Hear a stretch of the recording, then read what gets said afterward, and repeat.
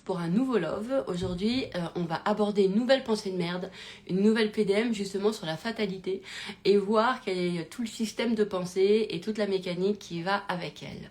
Alors, je vais attendre que vous puissiez me retrouver, être voilà, hello, bonjour les premiers.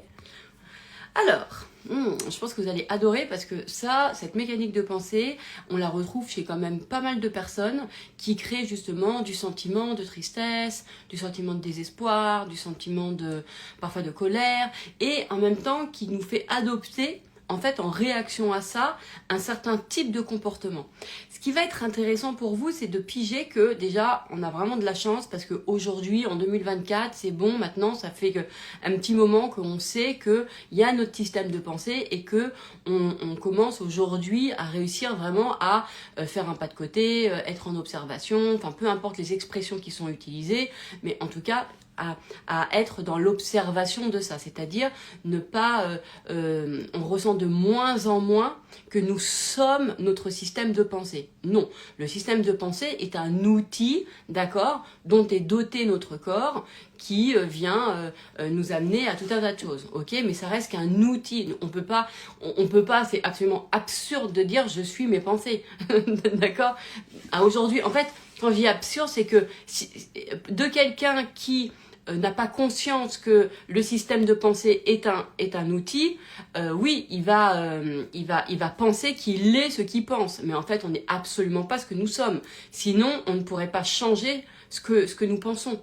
D'accord? Donc ça, c'est important déjà d'avoir cette conscience-là, de se rappeler que, en fait, et pourquoi je dis qu'on a de la chance? On a de la chance parce qu'on est dans cette génération aujourd'hui où on utilise en conscience maintenant les outils dont nous sommes dotés. Voilà. Donc on a un système de pensée qui vient régenter en même temps aussi un système émotionnel. Et ça c'est important de pouvoir se dire, en fait quand j'enlève la pensée, j'enlève aussi la charge émotionnelle qui va avec. Sinon ça sert à rien.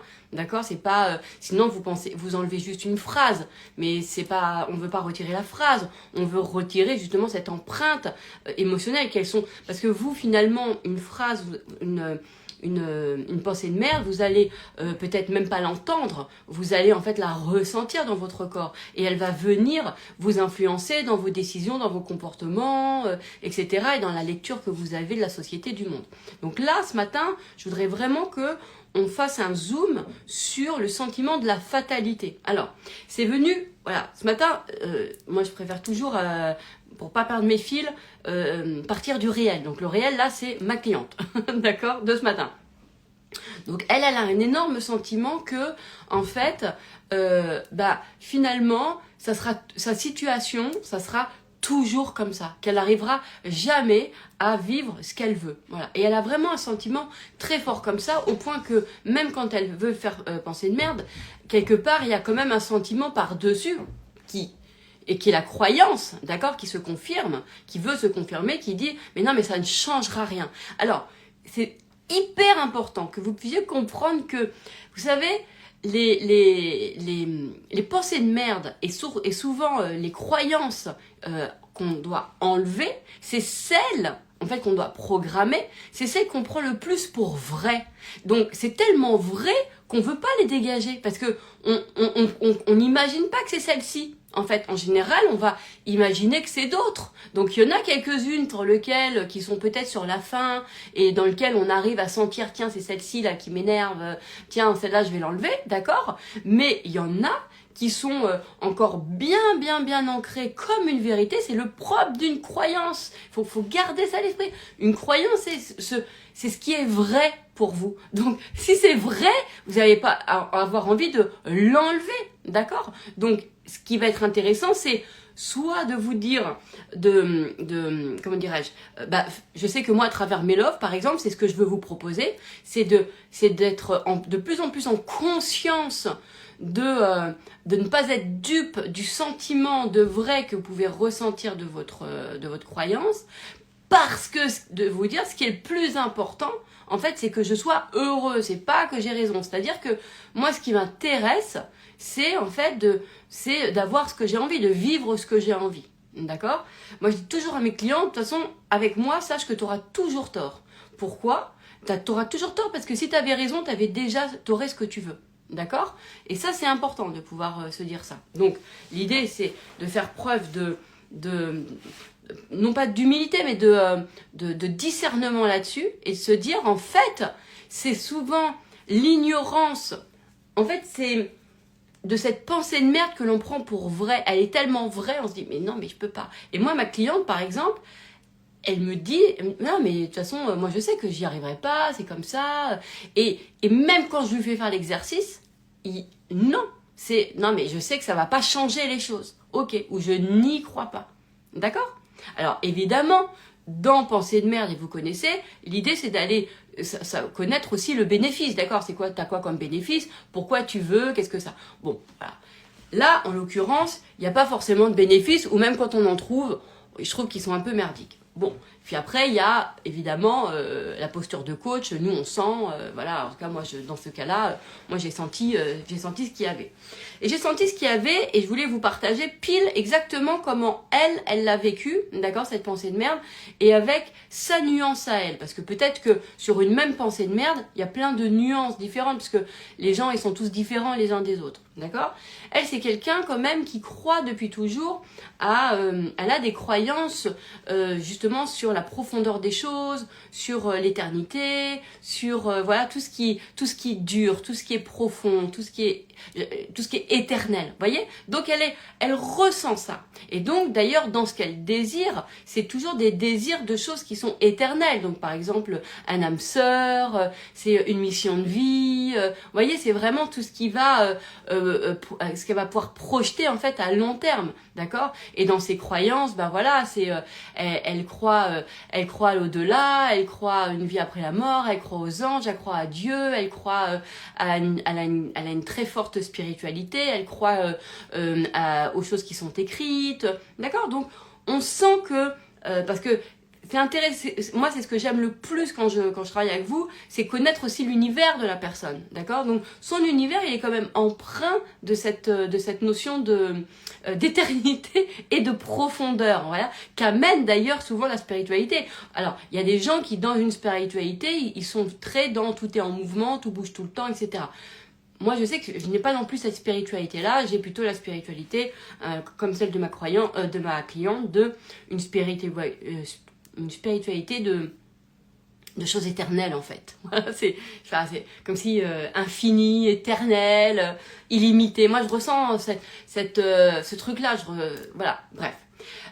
Mais c'est important de faire comment chacun il est, avec l'univers de chacun. Donc, je lui dis, je pars de là et je lui dis, tu vois en fait, c'est que t'as quelque chose en toi t'as la durée en toi. Comme c'est comme ces amitiés, voilà, c'est des choses qui... Donc, tu as en toi la durée, tu as en toi la durabilité. Donc, c'est très fort, ce champ-là, en fait. Et donc, quand tu as la pensée de merde par exemple, ça fait longtemps, parce que c'est ça qu'elle ressentait, hein, ça fait longtemps qu'elle souffre. En fait, ça fait longtemps qu'elle souffre, parce que ça fait longtemps qu'elle n'a pas ce qu'elle veut, ça fait longtemps qu'elle a l'impression de se demander, en fait, d'obtenir ce qu'elle veut, et puis, et donc, son cerveau, alors, après, attention, moi je suis pas neurosciences, etc. C'est encore une fois, c'est mes lectures à moi, c'est mes prismes à moi, et c'est comme ça que je travaille, d'accord?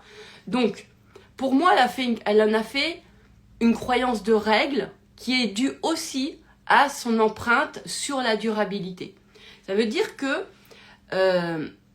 en fait, comme elle a ressenti que ça fait longtemps qu'elle n'a pas ce qu'elle veut, c'est comme si son cerveau, tout de suite, il va se dire ça, c'est quelque chose qui va du coup durer.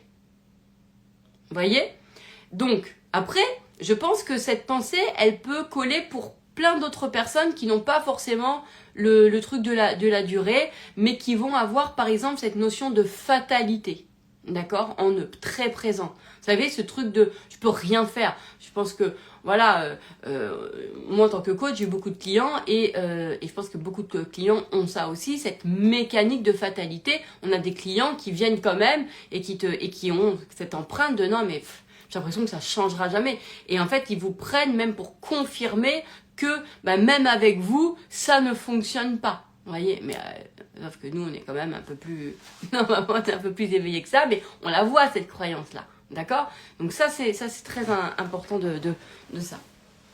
Mais bref, ce qui prouve bien qu'ils ne sont pas leurs pensées, parce que qui vient voir aussi le coach? Vous voyez ce que je veux dire? Bon, alors après, ça peut être aussi pour confirmer la pensée de merde, mais si c'est, par exemple, moi avec quelqu'un comme moi, je vais la voir, je vais l'observer, donc je sais que sa partie, je sais pas comment on peut l'appeler, éveillée, par exemple, ok, et ben elle est plus forte que la partie conditionnée, puisque c'est elle qui l'a amené à moi, et que moi, c'est mon job de voir justement ça. Donc, voyez un peu l'idée?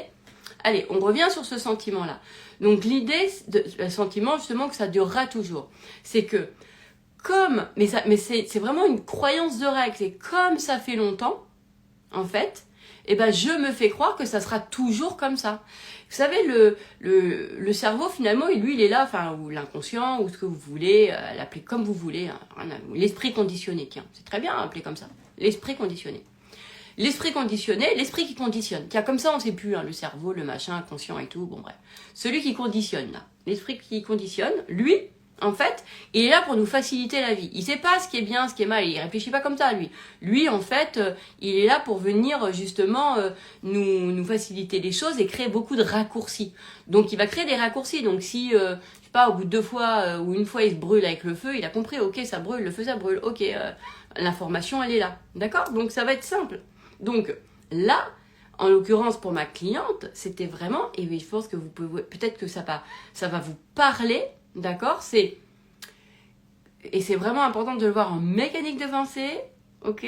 C'est comme ça fait longtemps, je me fais croire que comme ça fait longtemps que je souffre, comme ça fait longtemps que, comme je vois que ça fait longtemps que je n'ai pas ce que je veux, alors ça veut dire que je ne l'aurai jamais.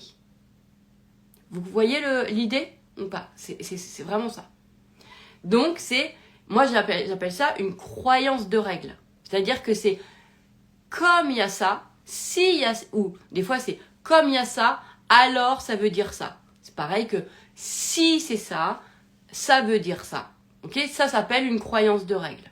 Donc, j'ai codifié que si ça fait longtemps que j'arrive pas à avoir ce que je veux, si ça fait longtemps que j'ai ça, ou par exemple, je sais pas, si ça fait longtemps que, là en l'occurrence, que je suis célibataire, si ça fait longtemps que j'ai pas été amoureuse, si ça fait longtemps que j'ai un problème de santé, si ça fait longtemps que, que j'ai des problèmes d'argent, d'accord?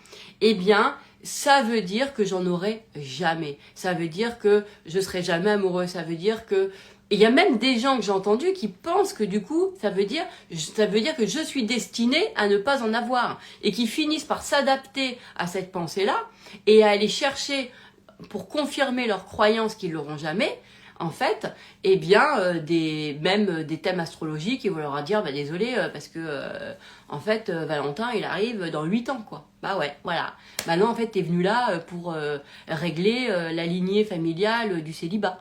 Ou pour, je sais pas quoi. Enfin, bref, ils vont venir, je me moque pas, mais ils vont venir, en fait, trouver, d'accord, pas des excuses, mais des champs d'information qui va venir confirmer leur croyance qui dit que comme ça fait longtemps, alors ça veut dire que je ne l'aurai jamais.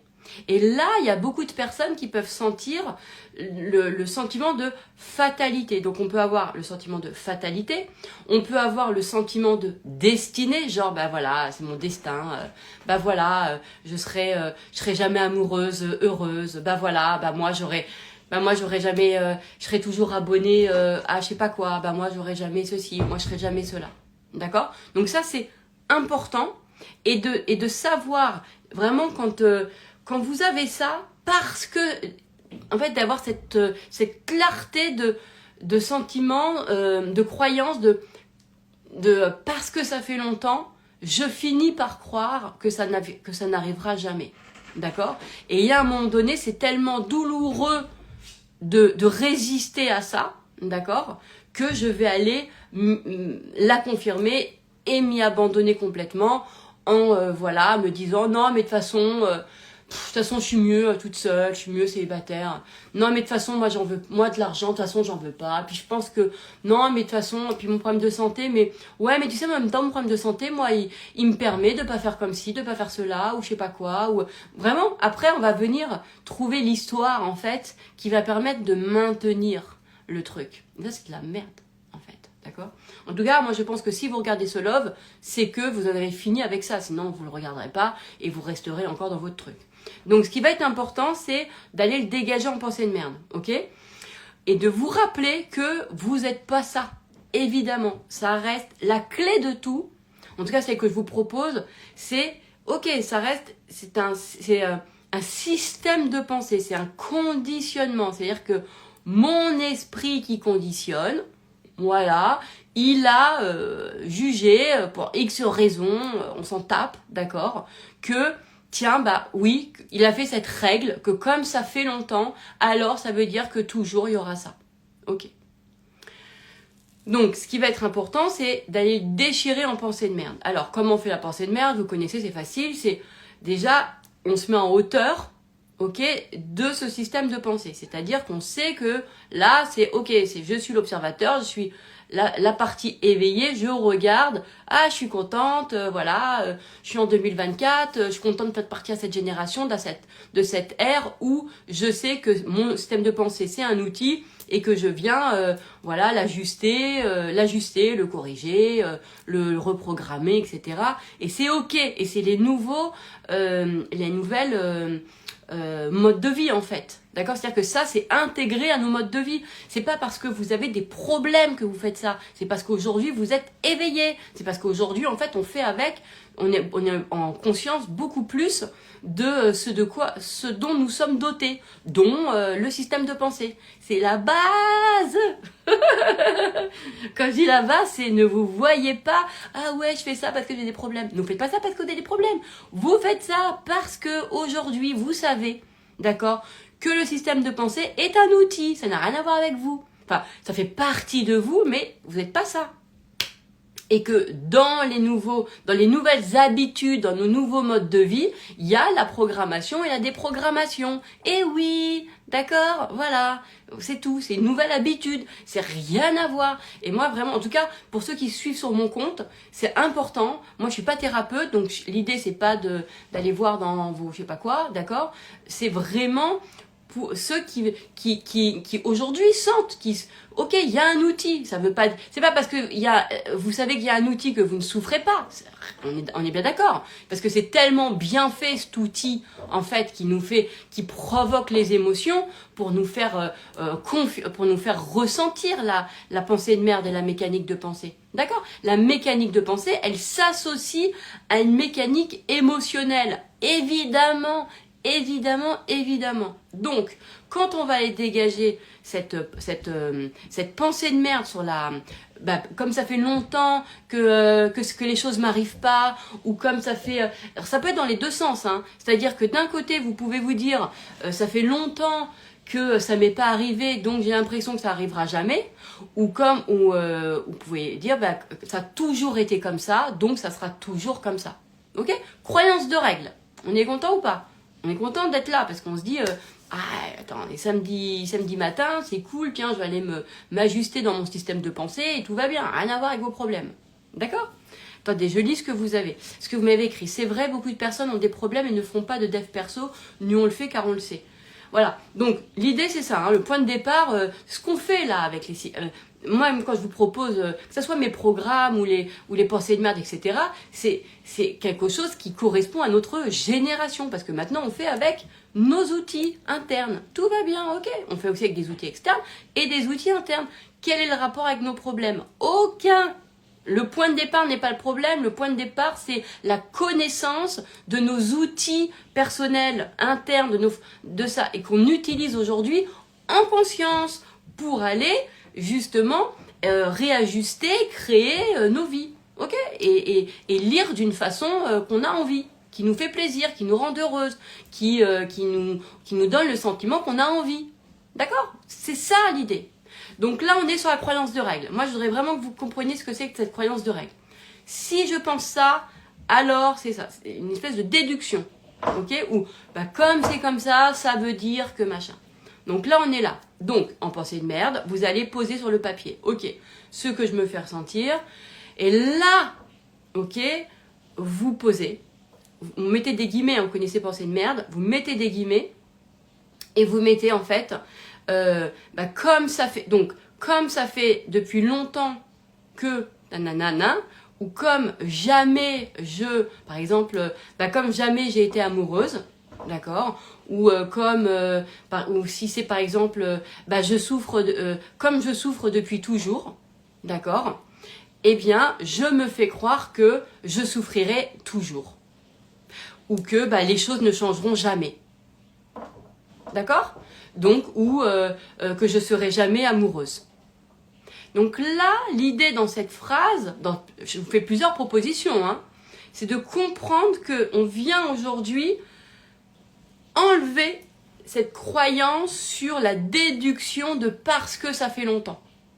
Ok? Genre, ça fait longtemps que je suis célibataire, ou j'ai jamais rencontré quelqu'un qui me plaisait, mais de toute façon, même si vous avez rencontré quelqu'un qui vous plaît, en fait, et que ça n'a pas marché, vous resterez, ces gens-là, vous resteriez sur, bah, de toute façon, ça marche pas. Voilà, vous voyez, donc il y aurait un truc un peu comme ça. Évidemment, quand vous faites cette pensée de merde, il est fort possible que vous ressentez en même temps un sentiment de ça sert à rien que je fasse ça, ou bah c'est pas en déchirant que ça va changer les choses. D'accord? C'est normal, puisque le propre d'une croyance, c'est de vous faire ressentir qu'elle est vraie. Donc, on la retire pas. On veut pas la retirer. D'accord? C'est comme si on se dit, ouais, mais je vais me mentir à moi-même. Donc, on peut avoir plusieurs cas de figure. Soit on se dit, je vais me mentir à moi-même. Soit, non, mais je sais que de toute façon que ça va pas marcher. Soit, d'accord. Donc, ça, c'est pour vous aider. Vous pouvez écrire un petit peu ce baratin, si vous voulez. Un petit peu. C'est-à-dire que vous écrivez cette pensée, d'accord? Et ensuite, vous pouvez en écrire en dessous le petit baratin du genre, mais comme si vous n'êtes pas dupe, quoi, de ça. Alors, Monia, j'ai rajouté aussi une programmation est longue à déprogrammer. T'as vu? Alors, ça, c'est canon parce que ce que vous allez faire, c'est que vous allez poser en même temps la sensation de cette... par exemple, quand c'est vrai, vous avez l'impression que c'est profond. Et plus c'est profond, et plus vous avez l'impression que ça va être long. D'accord? Donc ça, en connaissance. On est en connaissance. En fait, on vient activer plusieurs choses. La connaissance d'une chose, c'est-à-dire, tiens, comment fonctionne une croyance. Je la prends pour vraie. Donc, j'ai pas envie de la retirer, puisqu'elle est vraie. Donc, c'est-à-dire que même quand je vais le faire, je vais me dire que je me mens à moi-même, je me dis que n'importe quoi, que j'y crois pas, ou que ceci, cela. D'accord? Ou, comme a fait ma cliente, alors je l'entendais au téléphone, qui faisait des grandes croix dessus et tout. Je sais pourquoi tu t'énerves? Je sais pourquoi tu as besoin de te convaincre? Non, vous voyez? Donc ça c'est pareil, si vous vous énervez, genre, ah ouais, alors là je le déchire en 1000 morceaux et tout, ah, donc là ça veut dire que vous avez un sentiment de lutte contre elle, donc tellement qu'elle est vraie, ok? Donc ça va pas, parce que l'idée c'est d'être dans cette observation de, je sais à quel point, en fait c'est, je sais qu'elle me donne le sentiment de vérité, genre elle est de vrai, elle me crée ça, je sais que la croyance me donne le sentiment de vrai. D'accord? Mais je sais que du vrai peut être faux. Ok? Et comment je le sais? Parce que de toute façon, ça me rend pas heureux. Il y a une différence entre ce qui est vrai et ce qui te rend heureux. On est d'accord ou pas? Donc la question, c'est est-ce qu'elle te rend heureux, cette pensée de merde? Absolument pas.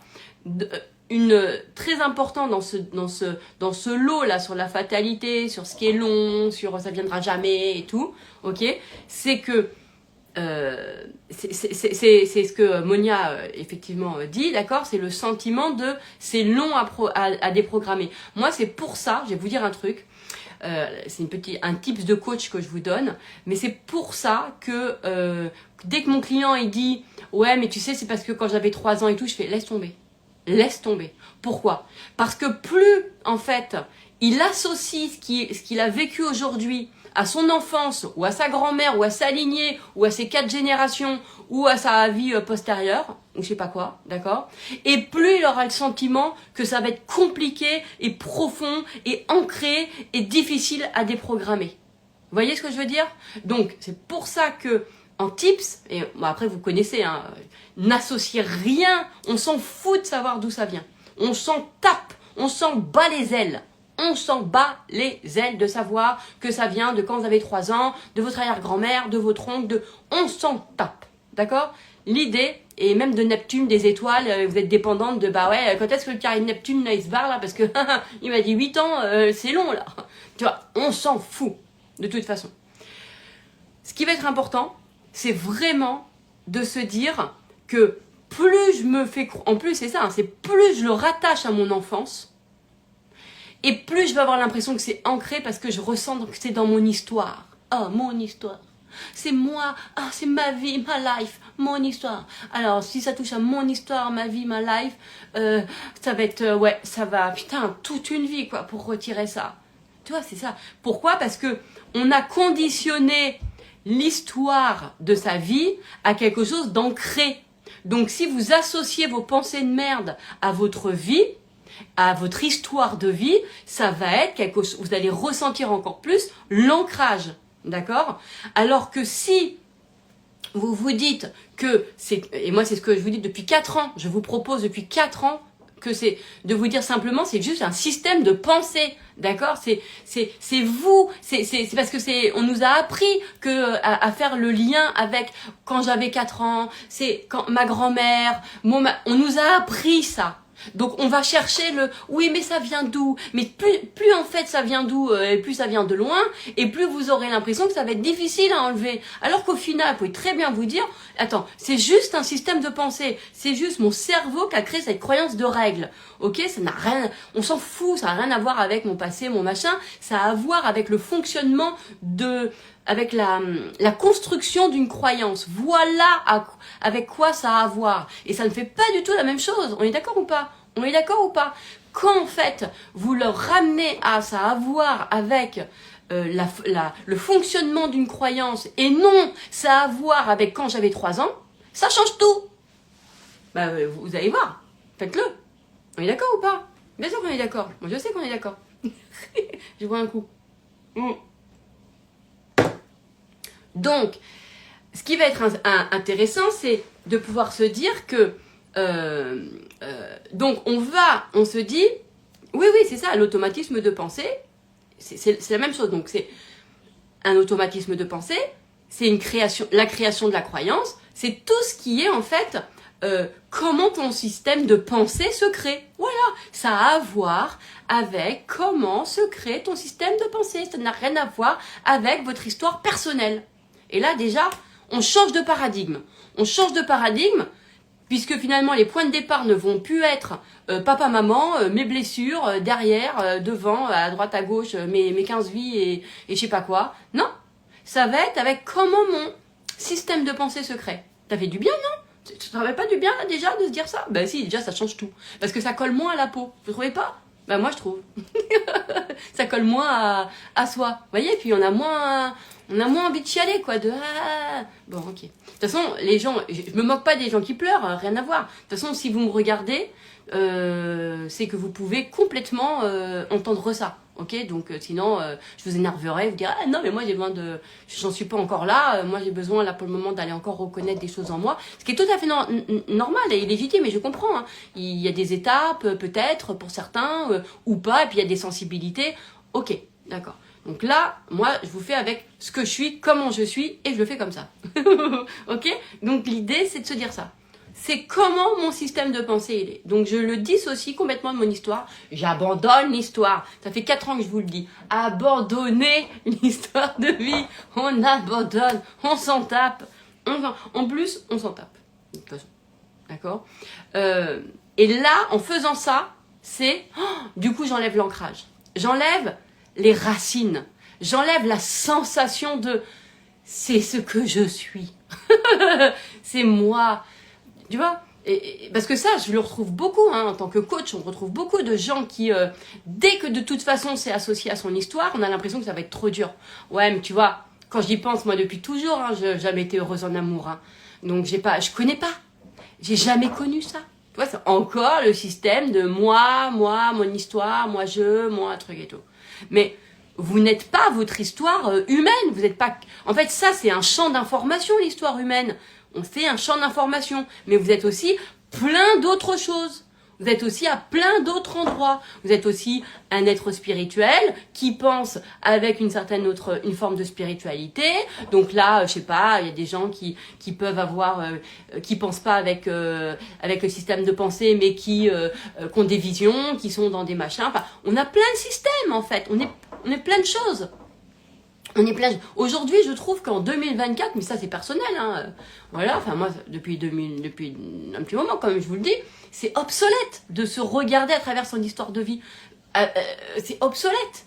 C'est pas, on n'est pas la conséquence de ça. Ce qui va être plus intéressant, en tout cas que je vous propose, c'est plutôt ok, comment fonctionnent les choses, comment mon système de pensée fonctionne, comment mon système, comment l'amour régit en moi, ou la peur, ou ce que vous voulez, mais ça c'est cool, les fonctionnements, les fonctions que nous avons, d'accord? Ça c'est bon, ça j'adore.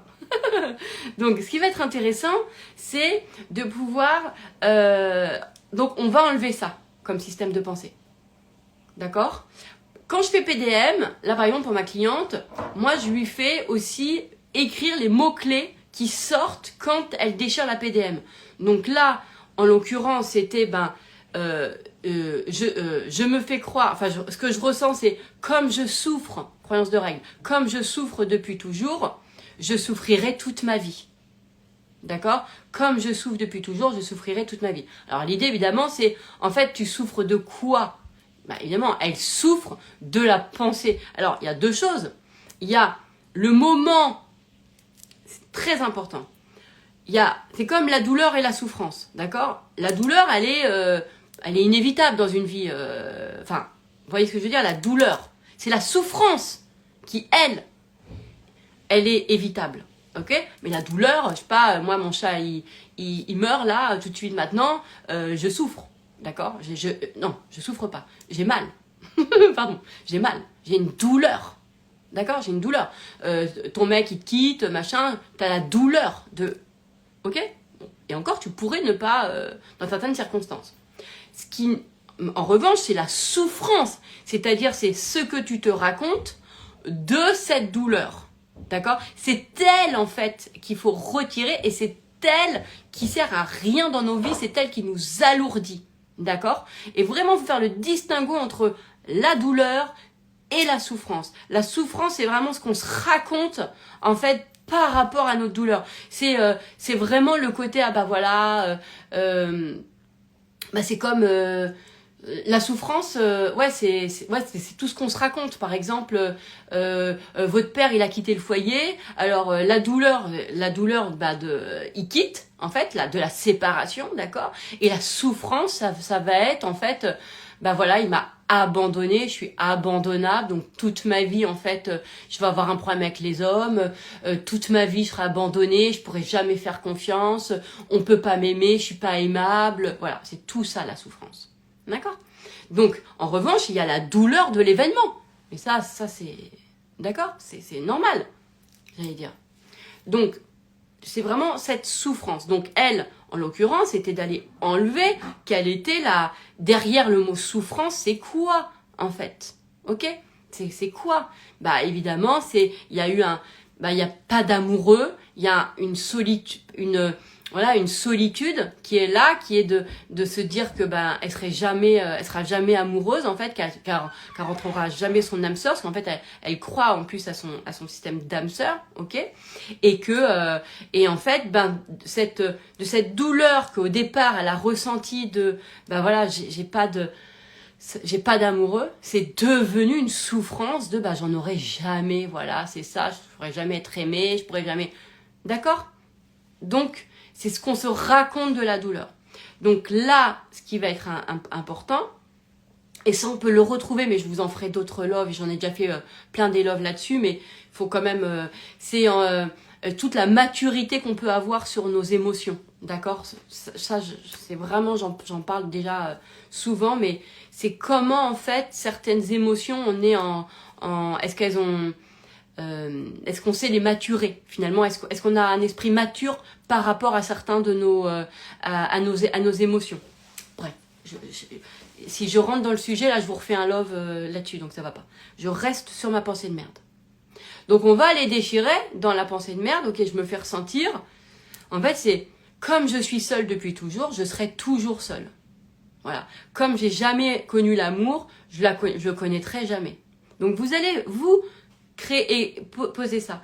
Et quand vous mettez entre guillemets, c'est la technique de pensée de merde, et l'idée c'est que vous faites une croix, vous le déchirez, par amour pour moi, je décide de penser autrement, donc vous revenez en conscience, d'accord? Dans la conscience que, attends, par amour pour moi, je déprogramme ça, parce que je sais que c'est une programmation, d'accord? En revanche, la programmation, elle vous fait ressentir des émotions. Et là, on va aller poser l'émotion. Donc là, en l'occurrence, par exemple, ma cliente, c'était désespoir. D'accord? Donc, on va aller écrire désespoir. Et alors, vous êtes en capacité de le faire. Vous allez pouvoir faire ça. On est non seulement en observation, mais on est aussi dans le ressenti. Et on est dans l'observation du ressenti. Et on vient déchirer la pensée de merde et le ressenti qui va avec. Donc là, en fait, alors, moi, je sais que ce qui m'aide, et ça aide beaucoup de clients, et je vous le dis des fois, c'est écrivez en mots-clés ce que vous ressentez, genre désespoir, etc. Et vous pouvez, donc l'émotion, vous la nommez si vous arrivez, d'accord? Des fois, c'est la sensation, ça peut être pour la fatalité, enfin pour les sentiments là de pour toujours ou jamais là, c'est lourdeur, souvent que j'ai retrouvé chez mes clients, c'est le sentiment de lourdeur, c'est lourd, c'est vraiment ce sentiment longtemps, il y a ça, voilà, c'est pesant, on peut avoir détresse, on peut avoir tristesse, on peut avoir fatalité, faut vraiment voir qu'est-ce qui est le plus ressenti chez vous, voilà, et ensuite vous le déchirez, et quand vous le déchirez, vous avez la conscience que vous déchirez la charge émotionnelle évidemment qui va avec, et ensuite vous réécrivez, vous redéchirez, abandon, ouais, bah oui c'est vrai, je m'abandonne, il y a aussi l'abandon, très, très juste Julie, vous pouvez ressentir justement un sentiment d'abandon, d'accord? Donc vous écrivez le sentiment qui va avec, mais vous restez toujours sur la même pensée de merde.